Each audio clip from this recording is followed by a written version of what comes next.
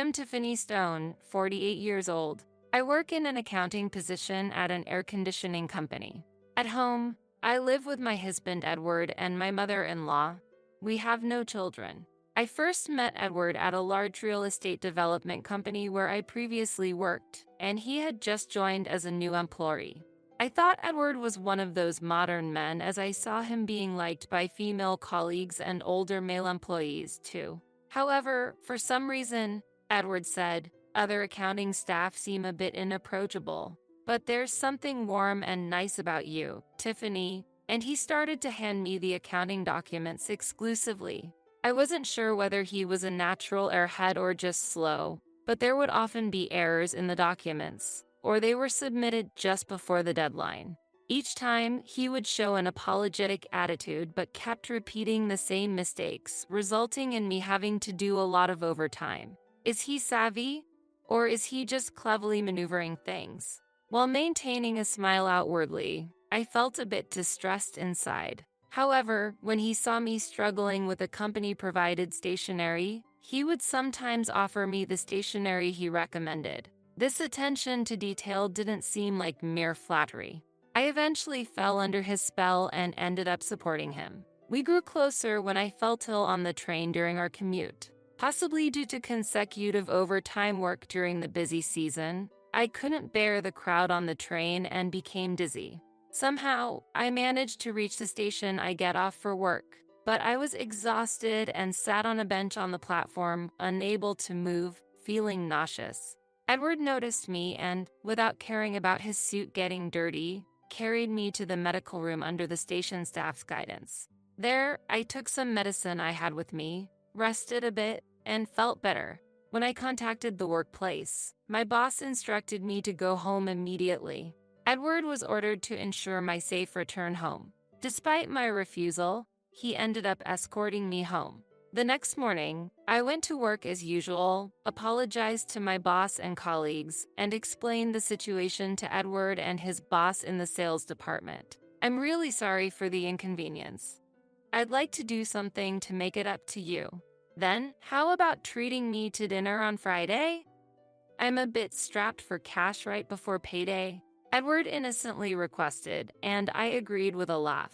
I thought it would be a one-time dinner, but later he said I've received my salary, so let me treat you this time. As we exchanged tokens of appreciation, people around us started to see us as a couple. However, I was the only one who hurried to deny it. Edward, as always, was carefree and said, "There's no need to deny it so hastily." And before we knew it, we were treated as an official couple. 2 years later, at the age of 28, Edward proposed to me, saying, "If we get married, everyone will be at ease." So we got married. Feeling awkward about working in the same place, Edward encouraged me to quit, which was kind of unexpected. You're at the right age, and it would be better to focus on having children. Not just Edward, but also my mother-in-law strongly suggested, so I resigned. For our post-marriage living arrangements, we initially considered living in this area assuming dual income, but we were suggested to live at my father-in-law's place. My father-in-law had died 10 years ago, and after my sister-in-law, Amy, got married and moved out, Edward and my mother-in-law had been living there alone. Although I assumed we would live together eventually, starting from the beginning was unexpected. However, if Edward moved out, it would leave my mother-in-law alone, and she strongly opposed it. Convinced by the idea of saving on rent, we started living together upon getting married. Initially, there were no problems, and it was peaceful. Amy, a graduate of a prestigious university and working for a major trading company, was my mother-in-law's pride, while she showed little interest in Edward. Amy started her new life in a condo 30 minutes from downtown and often asked her mother for help around the house. "Mom, come help. I'm too busy to handle the house chores," she would plead, and my mother-in-law, pleased, would say, I have to support her, and helped with cooking, cleaning, and laundry at Amy's condo. Sometimes, when my mother-in-law couldn't manage things by herself, or when Amy took a break to enjoy afternoon tea with her, I was also asked to help. Normally, my mother-in-law didn't interfere much with Edward's and my life, making our living together more comfortable than I had expected. That's why I thought helping my sister-in-law Amy with household chores occasionally wasn't such a big deal. However, one day, Amy and my mother-in-law went on a vacation, and during that time, I was tasked with tidying up Amy's house. Amy was concerned that her husband, Nathan, would be inconvenienced when he returned home, so she asked me to take care of the house chores while she was away.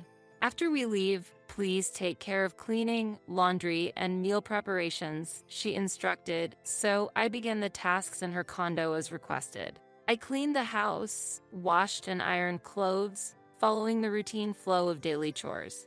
When it came to storing food in the refrigerator, I remembered that Amy emphasized, "Make sure to chill my husband's favorite beer," but I could not find the beer anywhere, only mineral water and health drinks were visible. Blaming myself for not checking in advance, I decided to rush out to shop.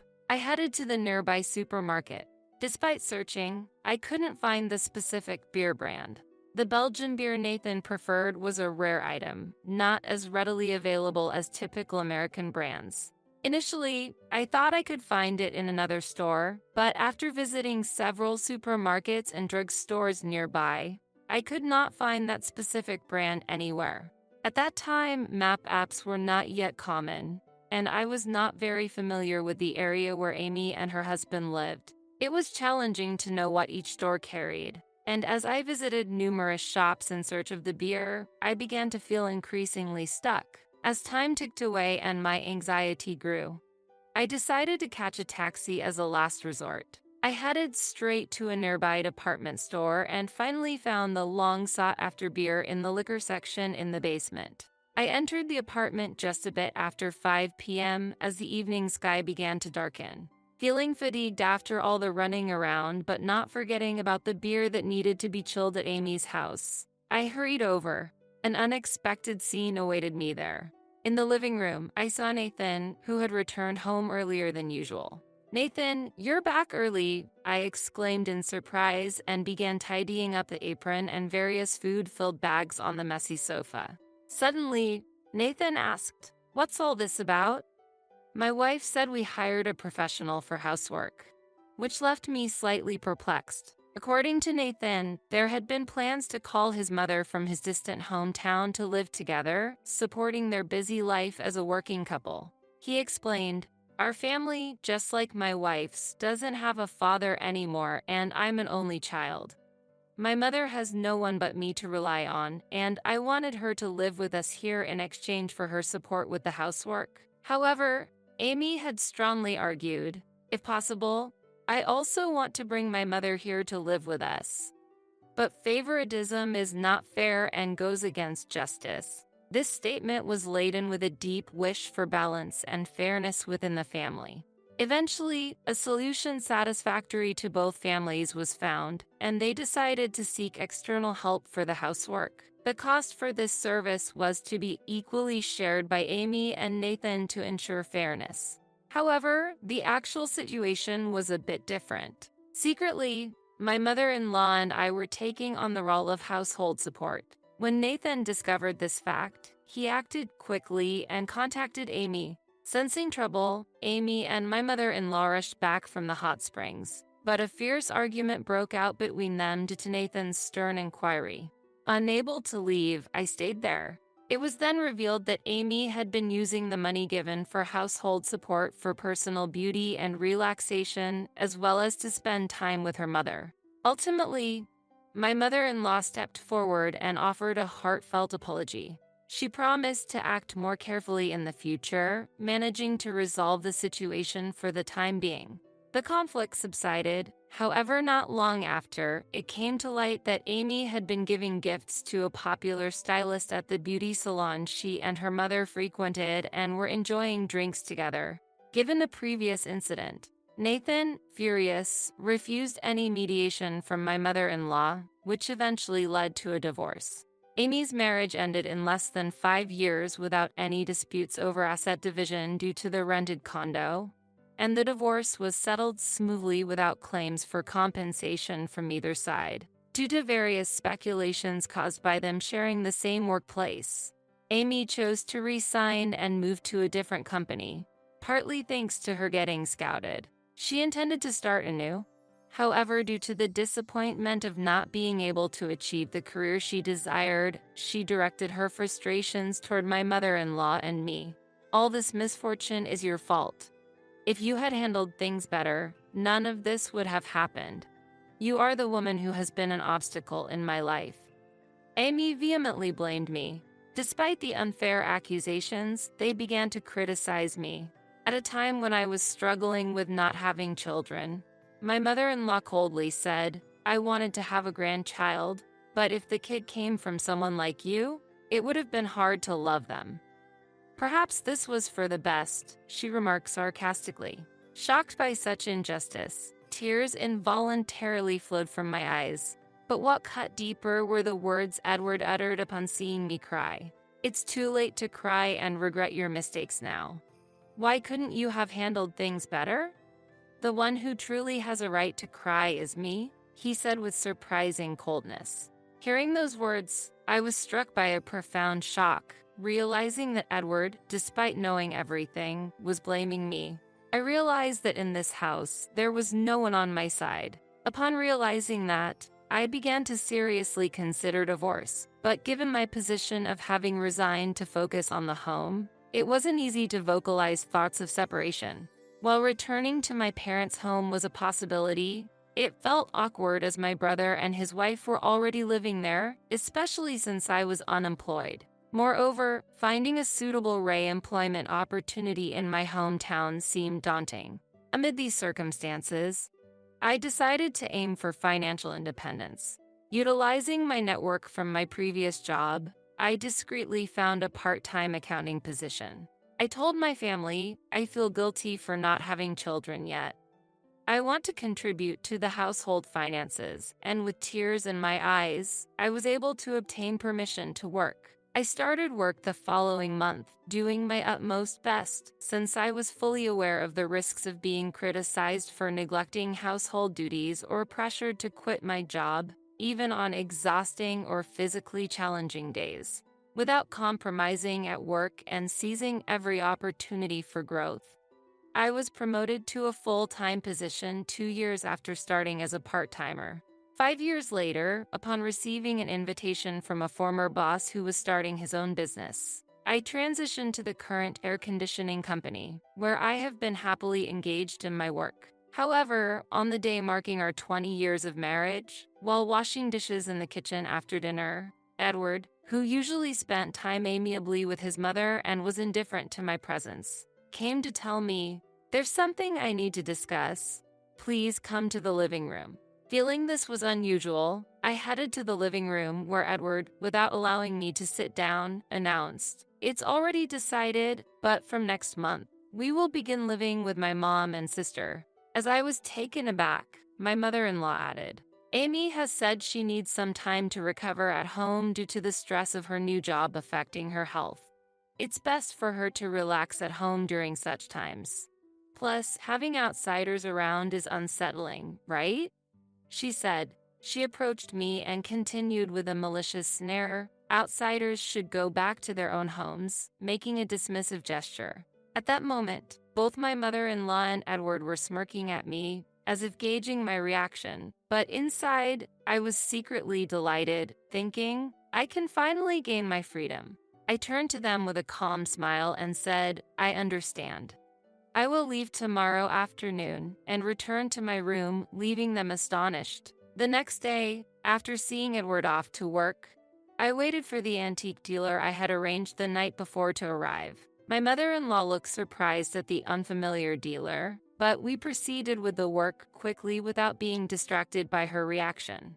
In the kitchen, we checked everything from the refrigerator to the microwave oven, dishwasher, fryer, my mother-in-law's beloved soda maker, the dining table set, and even the indispensable induction cooker. In the living area, the list included the television, air conditioner, robotic vacuum cleaner, AI voice assistant, the seldom-used hot carpet, and even the sofa set. We also quickly included the washing machine, Edward's room's PC desk and bookshelf, his air conditioner, my mother-in-law's and husband's bed and dresser in the estimate. When the dealer was on the phone talking to someone, My startled mother-in-law rushed over, exclaiming, "Wait a minute, what are you doing? You can't just barge into the bedroom like that." After being sharply reprimanded by her, I replied with a smile, "After all, I'm just an outsider in this house." I wanted to clean up my belongings before leaving, and just then, the movers I had requested arrived. In no time, the household appliances and furniture listed beforehand were being carried out one after another. My mother-in-law could only walk around in a daze, unable to do anything about the swift proceedings. Eventually, even the LED lights in the room were removed, and the dealers left. What remained were only Edward's PC, some bedding, and my mother-in-law's makeup. When she confronted me again, saying, "Do you think you can get away with doing something like this?" I replied, "I've already consulted with a lawyer about the aftermath." I picked up my carry-on bag and left my in-laws' house. A week later, the lawyer I had hired informed me that Edward, my mother-in-law, and Amy had hurried to the lawyer's office on the day they were notified. When I arrived slightly later, I was greeted with, "How rude of you to be late when you made the appointment." But the lawyer calmly stated, "We did not summon you here. It's you who came and announced after being informed that we would be your point of contact from now on." Hearing this, Edward's energy deflated instantly. My mother-in-law stepped forward, saying, "Since we're all here, let's talk. I can't imagine you'd return easily after leaving like that, but if you show remorse, it's a different story," asserting herself strongly while Amy and Edward nodded in agreement, assuming I would accept their proposal immediately. How overly optimistic. After exchanging a glance with the lawyer, he began, "I don't believe Tiffany intends to return to her former life. We should discuss the procedures for divorce, asset division, and compensation." Shocked by this, the three of them erupted. "Divorce is out of the question. How audacious to talk about asset division and compensation. On what right do you say such things?" The argument escalated until the lawyer intervened with a loud cough. After the room quieted down, I stated, "The divorce is already a foregone conclusion. If there's no agreement, we'll proceed with mediation or court." They tried to protest again, but a cough from the lawyer silenced them. Following a private discussion, they surprisingly quickly signed the divorce papers. However, when the topic shifted to assets and compensation, their demeanor dramatically changed. "It's outrageous to split the assets. You were just a part-time employee and essentially dependent on Edward." They began shouting, "I regret ever having you as a wife. We should be the ones demanding compensation." They criticized harshly. What I then presented was a copy of the household ledger for the past 5 years and related bank account statements. At first, they seemed unable to grasp the situation, but as the lawyer elaborated on the details, their expressions gradually changed. In fact, I had been bearing the majority of the living expenses during that period, amounting to about $3,200. "That's impossible. I was contributing $1,500 to the household every month," Edward protested. Despite Edward's objections, when compared to the $1,500 he claimed to contribute, the installment payments for Edward and my mother-in-law's credit cards were nearly the same at $1,420. Even though his salary was deposited, it merely passed through. On the other hand, the $3,200 from my salary covered everything from the mortgage for home improvements to the loans for both of their cars, daily groceries and utilities, and even loans for furniture and appliance purchases. During these 5 years, Tiffany worked as the chief accountant at her current workplace. She allocated almost the entire amount to the household expenses, totaling about $190,000. After such contributions, still being treated as a parasite is extremely unfair, don't you think? The lawyer stated, yet they read through the copies eagerly while astonished, faced with the undeniable truth. Later, perhaps understanding their disadvantageous position, my mother-in-law suddenly softened her tone. "Tiffany, we were once a family, weren't we? Let's stop the conflict and move on peacefully in our separate ways." Hearing this, I replied, "Indeed." In a fit of anger, I sold the furniture and appliances. Let's both act maturely. I then requested the lawyer to prepare a mediated divorce document. The divorce agreement stated that both parties would relinquish their claims to asset division and compensation. This marked the end of our 20-year marriage. However, the saga didn't end there. 2 months later, through the only social media I hadn't blocked, I started receiving numerous messages from my mother-in-law and Edward.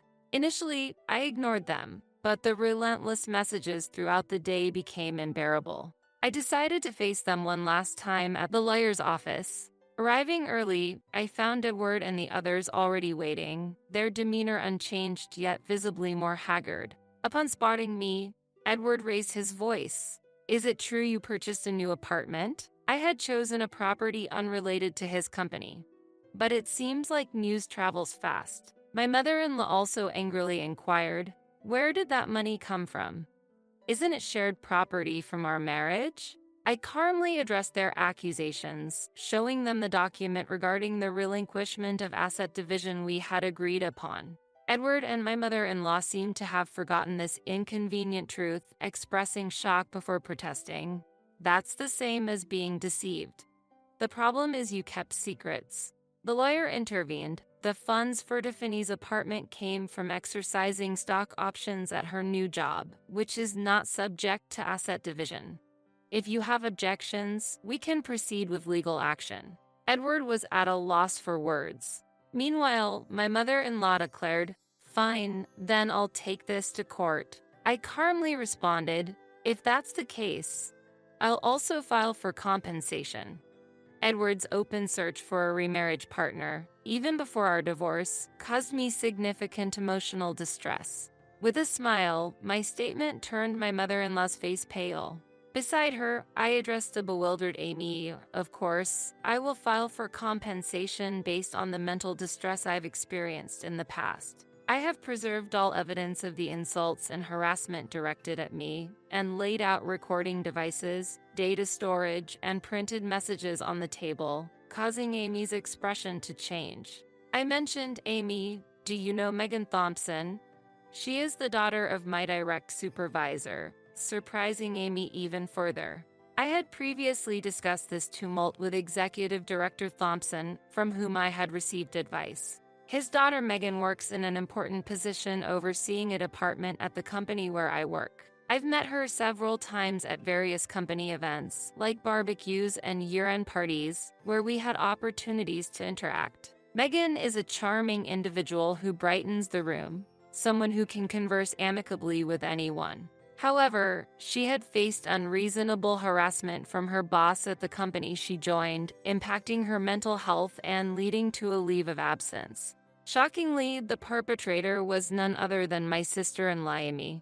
To touch a little on Megan's family background, her parents divorced when she was young, and she grew up in a father-daughter household with her father. As such, she largely grew up without the warm support of an older female figure. When she reached out to me wanting emotional support, I readily accepted her request. We talked over tea at a cafe, discussing everything from daily trivialities to her workplace woes. In the course of our conversations, Amy's name came up. I was surprised. It later emerged that Amy wasn't on leave due to illness, but had been ordered to stay at home because her inappropriate actions towards Megan had become an issue. I felt a strong sense of urgency and got the final push to proceed with the divorce due to a clear reason. I anticipated that if my sister-in-law Amy lost her job, she would almost certainly move into our house. Such a scenario would put me under further financial and emotional strain.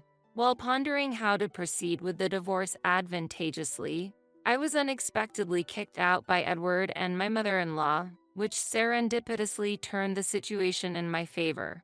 To capitalize on this opportunity, I exaggerated selling off furniture and appliances. This act was a tactic to feign mutual loss to avoid property division and compensation claims, motivated by wanting to keep the movement of funds from exercising my hidden stock options. Due to Edward and my mother-in-law's wasteful nature, our savings were meager, and a strict division of assets would have left me at a loss. Thus, I cleverly strategized to protect my position while favorably navigating the divorce. I understood that claiming compensation from a party without the means to pay would be futile, even if I won. Hence, I emphasized my contributions to living expenses, creating a semblance of indebtedness to influence them to accept the waiver of property division.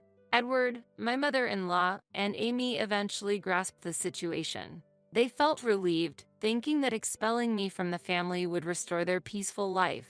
But their assumption was naive. The decline in their living standards after my departure was stark, especially my mother-in-law, who, as I had pointed out earlier, continued to proclaim loudly to friends, relatives, and even distant acquaintances that she was planning to sever ties with a daughter-in-law who could only manage part-time work and wouldn't even give her a grandchild. Moreover, she was actively seeking matchmaking opportunities for Edward, saying, "If you know any suitable young ladies, please introduce them to my son." The list of ideal daughter-in-law criteria she proposed was unrealistic and laden with unfairness. These demands were not only anachronistic but also crossed ethical boundaries, reflecting her detached personal desires.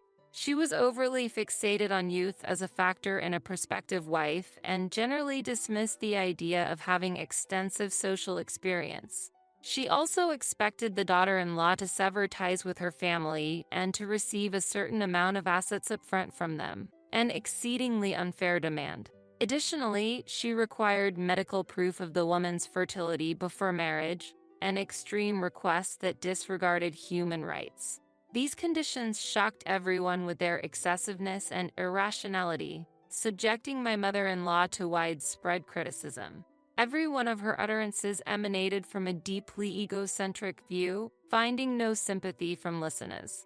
Under these circumstances, there was no room for serious consideration of her proposals, further highlighting her unrealistic demands.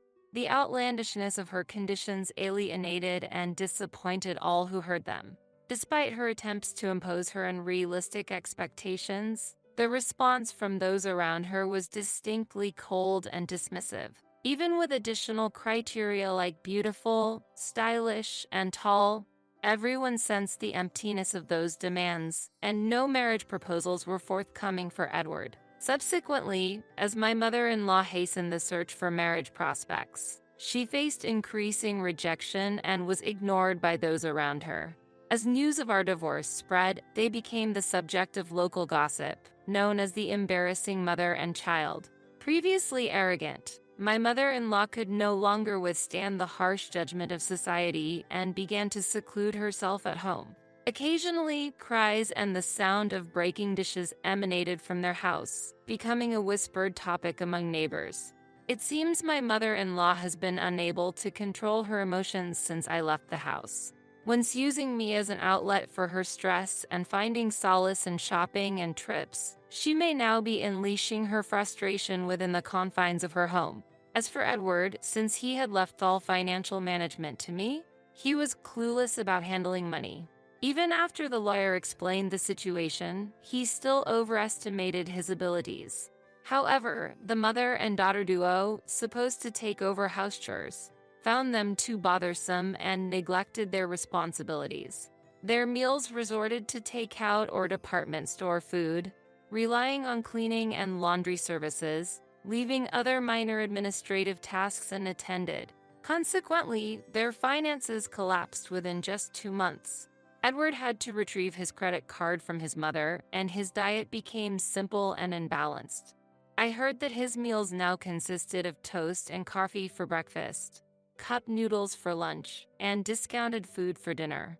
Laundry was done in bulk when clothes ran out, and cleaning was focused only on visible areas, leading to a decline in Edward's health due to poor nutrition and hygiene. Once youthful-looking, he gained weight, his skin worsened, and his hair became greasy, diminishing his former charm. Clients complained more and more, especially since appearance is important in sales, resulting in his reassignment to a back-office role and a salary reduction. Acknowledging this wake-up call, Edward reached out through the lawyer, expressing a desire to sever ties with his mother and sister and start anew with me. However, since I had instructed the lawyer to prevent any contact with me under any circumstances, The lawyer firmly rejected Edward's wishes. He was warned that if he tried to force his way into my workplace or new home, the police would be notified, preventing further contact. Amy, another key figure in this saga, faced stern criticism from Megan, who I had informed about the situation. Megan exclaimed, "What's wrong with you? And here I thought you might have changed at least a little bit after what had happened between us. Blaming Tiffany for your divorce and continuing such harassment. How spiteful can you be?" When Megan contacted her employer to resign, she was asked about her reasons. She explained, "It's a personal matter not directly related to my work," but then detailed the issues to HR and administration. After seeing everyone's shock, she said, "I acknowledge there were imperfections on my part too. I believed we could compromise and cooperate for the company's benefit if there was genuine remorse. However, I assert that this is not feasible." Submitting her resignation, she added, "Working under her guidance again would be mentally impossible." Megan smoothly completed her resignation process and transferred to another company in the same industry, which allowed her to work from home until her health fully recovered. At her previous company, her sudden resignation, despite being on leave, shocked her colleagues and superiors. The news that her departure was due to relentless harassment from Amy spread internally and externally, exacerbating the situation. This rumor quickly disseminated, significantly affecting the company's atmosphere. Colleagues and juniors who respected Megan began to seriously reconsider their career paths, leading to a wave of transfers and resignations. Megan's decisions had a profound impact on many lives. The company's management recognized the severity of the situation and convened an emergency meeting. They decided to swiftly transfer Amy to a related company in another region as an immediate solution. Although this decision was hard for Amy to accept, it was communicated with a firm stance of no other options. Initially resistant, Amy had to begrudgingly accept the transfer when faced with the threat of a possible layoff. Even in her new environment, her past actions preceded her, leading to inevitable isolation within the new office. Surrounded by colleagues who avoid her except for necessary work-related conversations, Amy spends her days in solitude, considering resignation and yearning to return to her hometown. Amy faced relentless criticism from Edward and her mother. "You'll just be a burden if you come back unemployed. Who do you think caused all this misfortune?" They rebuked her, completely rejecting her by saying, "You're the calamity itself that brought disaster to this house." These events starkly illustrate the tragic circumstances Amy was facing.